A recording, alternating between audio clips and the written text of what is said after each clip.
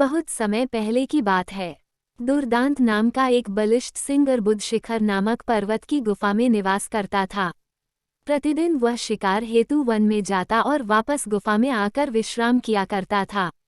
एक दिन कहीं से एक चूहा उस गुफा में आ गया, धमका और बिल बनाकर रहने लगा। जब भी सिंह विश्राम कर रहा होता, चूहा बिल से निकलता और सिंह के केशों को कुतर जाता। जागने के उपरांत सिंह की जब अपने कुतरे हुए केशों पर दृष्टि जाती तो वह क्रोध से आग बबूला हो जाता।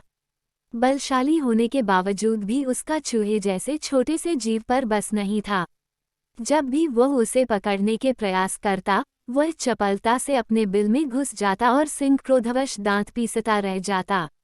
एक दिन सिंह ने सोचा कि इस छोटे से जीव पर अपनी ऊर्जा व्यर्थ करने का कोई औचित्य नहीं है। इसके विनाश के लिए इसका ही कोई परम शत्रु लाना चाहिए और वह गांव जाकर बहला फुसलाकर एक बिल्ली ले आया। प्रतिदिन सिंह बिल्ली के लिए ताज़ा मांस लाया करता और प्रेम से उसे खिलाता। बदले में बिल्ली सिंह के विश्राम के समय चौकसी करती। बिल्ली की उपस्थिति में चूहा डर के मारे बिल में घुसा रहता। सिंह अब निश्चिंत होकर सोने लगा। बिल्ली रोज ताज़ा मांस प्राप्त कर हृष्ट पुष्ट होने लगी। इधर चूहा बिला में घुसा घुसा कमजोर हो चला था।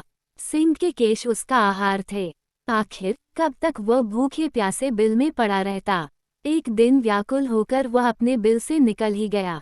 सिंह उस समय विश्राम कर रहा था और बिल्ली पास ही बैठकर मांस का भक्षण कर रही थी।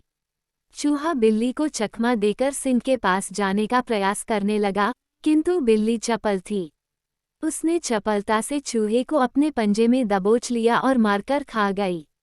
बिल्ली प्रसन्न थी कि उसने अपने स्वामी की चिंता का सदा के लिए अंत कर दिया।